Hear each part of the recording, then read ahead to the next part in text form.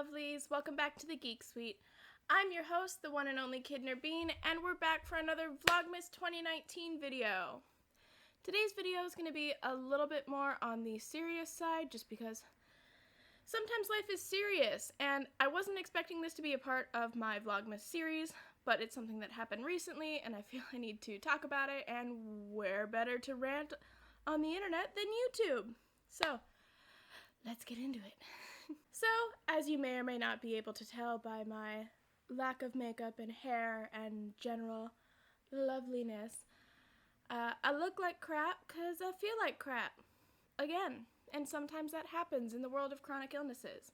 And today's video is going to be about chronic illnesses and one of the problems that a lot of people who have chronic illness have to deal with, which is not being taken seriously or being doubted by your healthcare provider. So for a little bit of backstory, I have two different disabilities, medical conditions.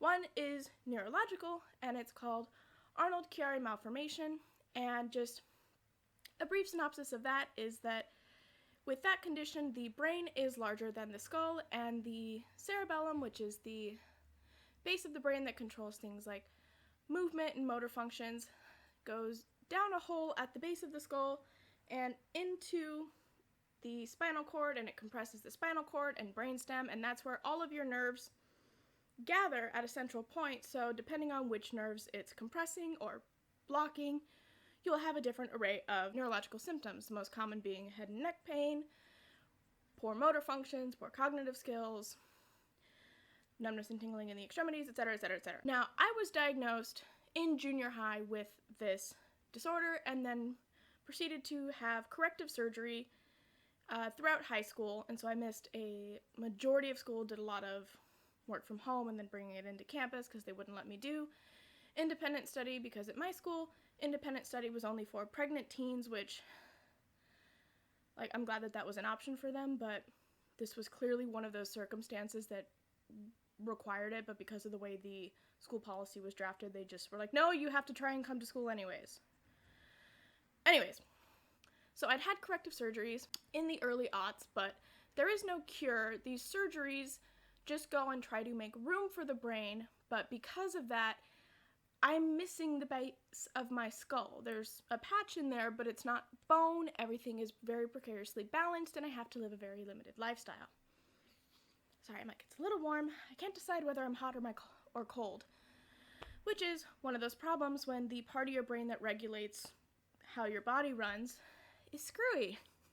So, I had corrective surgery in school, and I'm for the most part better, but for if I overexert myself, like I did yesterday, I will feel horrible, and like today my body feels like it's made of lead and everything hurts, and a lot of that is compounded by my second condition, which is ehlers-danlos syndrome, which I talked a little bit about in my Don't Kill Yourself Over Academia video, which will be linked somewhere. But ehlers-danlos is a connective tissue disorder which interferes with the healing process, in addition to causing a lot of its own problems such as chronic pain, joint dislocation, easy bruising, digestive trouble, cardiovascular trouble, because any part of your body that has connective tissue, which is every part of your body, can be affected.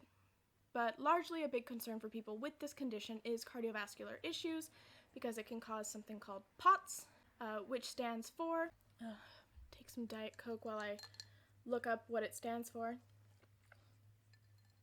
But really, if you want a better explanation of all of these things, I definitely recommend checking out Jessica Kelgren-Vozard's videos, because she was misdiagnosed with mixed connective tissue disorder, but then was re-diagnosed correctly with Ehlers-Danlos Marfanoid type, which means that your wingspan is longer than your height. See Abraham Lincoln. She does a wonderful description of all of these things, and things like POTS, which stands for postural orthostatic tachycardia syndrome, which is its own disorder in and of itself, but it is often also a symptom of disorders like connective tissue disorders and neurological disorders. So with that being a particular problem for people specifically with Ehlers-Danlos, or EDS for short, I see a cardiologist, a rheumatologist, who monitor my heart and my condition with the connective tissue very closely, and I check in with them on a regular basis, as anyone with a chronic illness does. Cut to me at 18, I begin taking birth control. And I'd waited this long because it wasn't something that was critical for me during my teenage years, because I spent most of my teenage years in bed, unable to move without the aid of a carer, who for a majority of those years was my mom. She's a rock star. Love you. I wasn't able to have the luxury of having an actual carer provided by a health service, but I made do. So I was just constantly monitored all the time, and it wasn't like because nobody trusted me, it was because I couldn't be left alone or else I could die, you know. Happens. But at 18, I was feeling better, I had largely recovered and was able to move out onto my own and go to college, and I decided that being on birth control was something I wanted, because one of those things that I learned just this past year was that a lot of the problems I had on my menstrual cycle, where, there were literally times in my teenage years where I was just on the floor of the bathroom, vomiting and just spewing from every orifice, and I couldn't get up, and I was super dizzy, and I would often pass out and just be found on the floor of the bathroom. TMI, I know.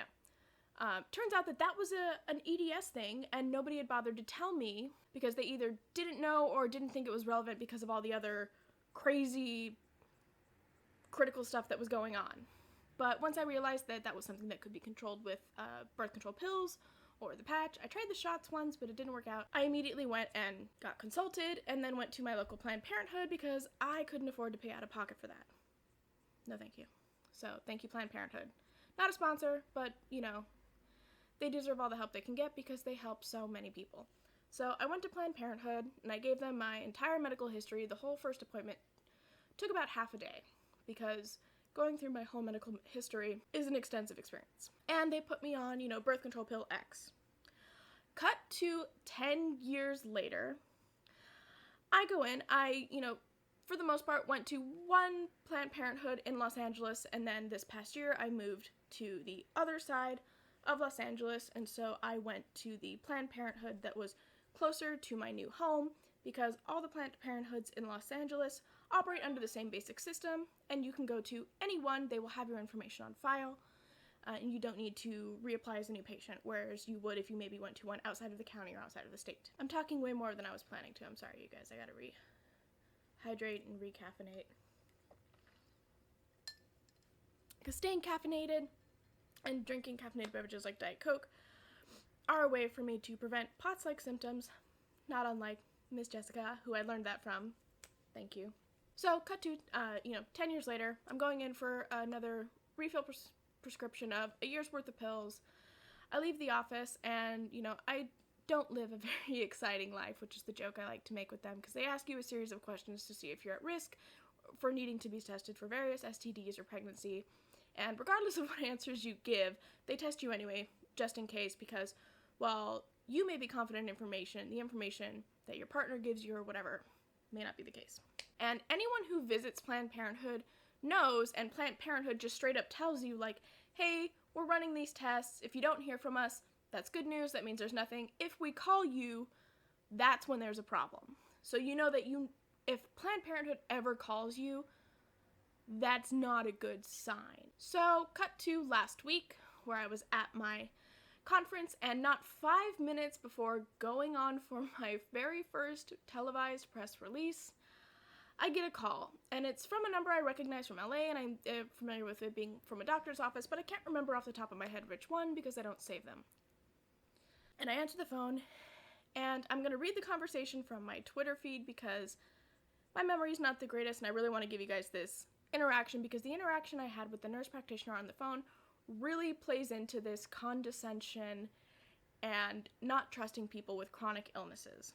So, I get a call from the nurse, and she says, "Hi, I'm so-and-so with Planned Parenthood," and my first thought is, oh my god, what could have possibly happened?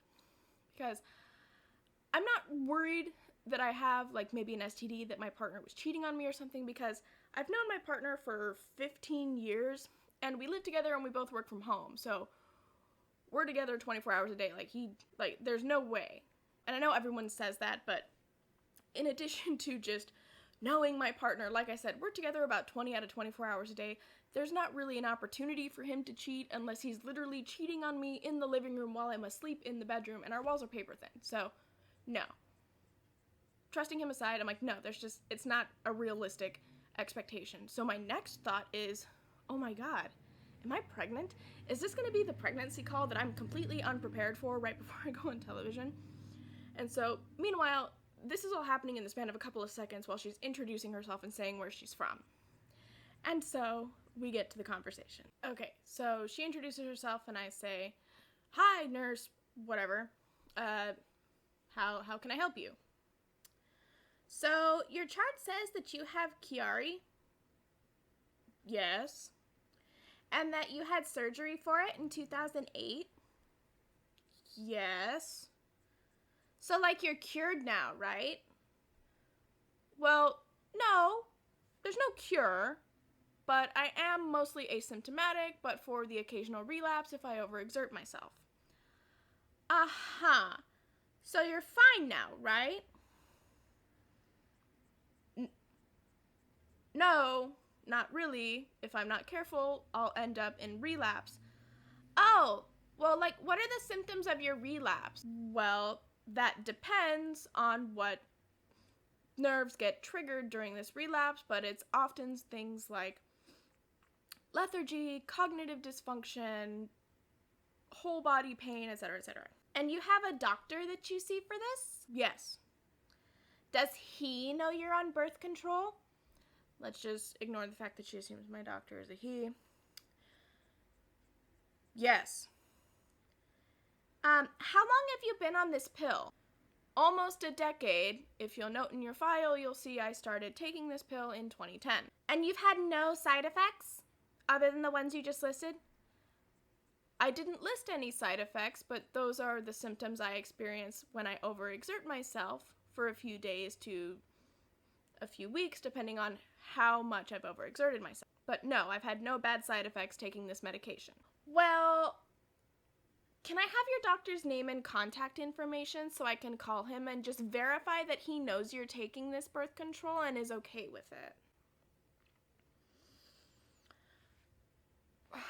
So I give her his name and phone number, knowing full well that she can't just call him and ask, because he's not going to divulge that information because that would be a HIPAA violation. And for those who are unaware, HIPAA is an anagram for HIPPA, which are a series of laws in the United States that are meant to protect patient confidentiality, which for the most part means that your doctor cannot just give your medical history or information away without express written consent from you. So in order for my doctor to be able to answer this nurse practitioner, she would have to send me a form that I would then sign saying that I consent to the release of my medical information by my neurosurgeon to give to her office, which she never did, but whatever. Shall we continue? And so she ends the call by saying, okay, well, I really just want to hear from him because I'm really concerned that you're taking this medication with this condition. Now, these two conditions have nothing to do with each other because my neurological condition does not have any side effects that I have been made aware of that could deal with cardiovascular, blood clots, increased risk for things like that. My connective tissue disorder could, but she's concerned for some reason in her system it has probably popped up like a warning sign where it's like, warning, condition Chiari may cause blank side effects. Which, like I said, I've already gone over with my doctor, and for the last 10 years, God, I'm old, have had no issue. So, I hang up, shake it off, go into my press conference. It went really well. Thank you for everyone who watched. A lot of articles have come up in the meantime, so if you just type in Rick and Morty linguistics, you'll find an article about me. Hey! But no, of course that's not the end of it. So, let's stick around and move on to part 2. Oh, that was such a bad idea. So dizzy. You guys, if you're missing parts of your head and neck, don't do gestures like that. Oh. It's been a long day. So, after posting this conversation on my Twitter, my social media is of course in the description section down below, with the hashtag disabilityablesplained as it was trending that day, I get another call from the nurse practitioner at about 7:30 in the evening last night. Let's go to part 2. So, nurse practitioner calls, hi, it's so-and-so from Planned Parenthood again. I'm like, hello. How can I help you? So I tried calling your doctor, but was unable to reach him. Have you been able to get a hold of him? I'm like, oh yes, actually I'd emailed him earlier this week and he, responded right away, signing some forms on an unrelated matter. Oh, so you got him to sign forms for us? No. I just said I got him to sign forms on an unrelated matter. Well, I haven't been able to reach him. Well, we're concerned because of the symptoms your birth control can cause, and we'd really like to make sure he's okay with it. Well, he operates out of multiple offices in the Southern California area and is very busy, so I'm sure he just hasn't gotten back to you. Me knowing full well he hasn't answered your voicemail because that would be a HIPAA violation because you haven't sent over the appropriate forms. But of course, I keep that to myself because I'm in the middle of something and I don't have time for this. And I want to be polite because these people are here to help me, and I know that this is just not her fault, that this is just something that the computer system, I'm assuming at Planned Parenthood, has come up with, and that she's just trying to make sure that they're covering their behinds. And so again, she says, well, we'd really like to make sure that he's aware. And so again, I respond with, he is, and we've had no problems with this drug in the decade I've been on it. Right, but we're concerned about blood class because it's birth control. Yes, my other condition, ehlers-danlos, can cause serious cardiovascular issues, and my doctors monitor it closely and are aware of all medications and supplements and my daily Flintstones multivitamin that I take because of this concern. Ehlers-danlos? What's that? Oh boy. Yes, Ehlers-Danlos syndrome. It's a connective tissue disorder. It should be on my chart. I don't see here that you told us about it. Can you spell that for me? And so I proceed to spell Ehlers-Danlos syndrome for her. So I spell it and I say, that's really weird that it's not in on my chart because I always disclose it because it's the reason that I have allergies X, Y, and Z that are all related to the standard of medical care that I receive. Like I can't have Band-Aids or medical tape. There's only certain adhesives that can be put on my skin without it just ripping off giant chunks and leaving hideous bruises for months. Like literal months. Oh, well, I don't have that in here either. I'll be sure that that's updated. I appreciate that. Our office is recommending that you not take your birth control pill until you get an appointment and an MRI from your neurosurgeon. For those who are unaware, getting an appointment even to see my doctor is typically, he's very busy with office appointments and, doing brain surgery. So to actually get an office visit takes quite a bit of time, which is why I communicate with him via text or email for just things that don't need an entire office visit to go over.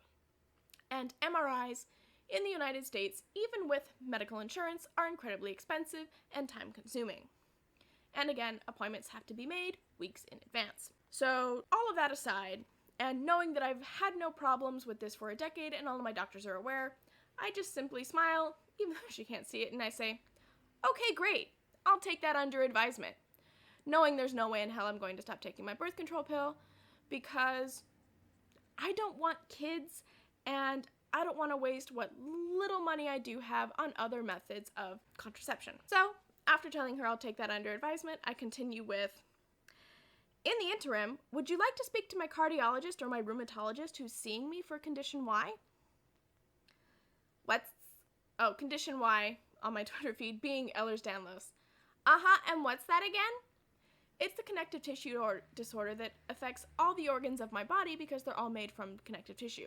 And I then spend about 5 minutes explaining in detail what Ehlers-Danlos is and how it can affect the various systems in my body. And that all of the doctors that I see are aware that I'm on this brand of birth control, that it's on my file, and that they monitor my condition closely. So after spending about 5 minutes talking nonstop to this nurse practitioner, giving her a brief medical lesson on what this condition is and how it can affect my cardiovascular system, as well as my digestive system, my allergic responses, mast cell activation, yada yada yada, and explaining to her that I have an entire medical team that handles this, she just goes, oh, wow, you're very involved in your healthcare management. Yes, thank you. So I'm just gonna go ahead and trust your judgment on this because you seem very knowledgeable about your medical history and conditions and are very involved in your healthcare. Me. Thank you. I appreciate that. You have a nice night now. Click.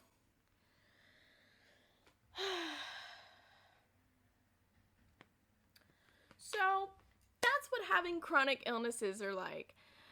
Being completely aware and having a slew of doctors manage your various illnesses for over a decade, and having some random nurse practitioner call you and question your authority on your own body and their own records, keeping in mind that they've had all of my conditions on record. I don't know how they lost the ehlers-danlos stuff for a decade, and were prescribing me this medication for a decade before they decided to call me.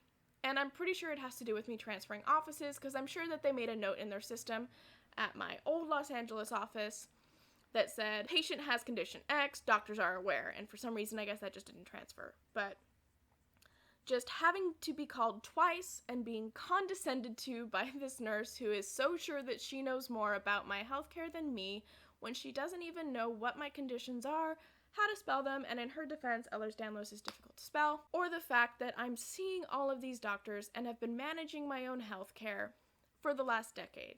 Ooh, it got dark. Because as someone with chronic illnesses, especially in the United States, where the healthcare system is a flaming dumpster fire rolling down a hill into the ocean, you don't live to be almost 30 with these conditions unless you are aggressively involved in your own healthcare management.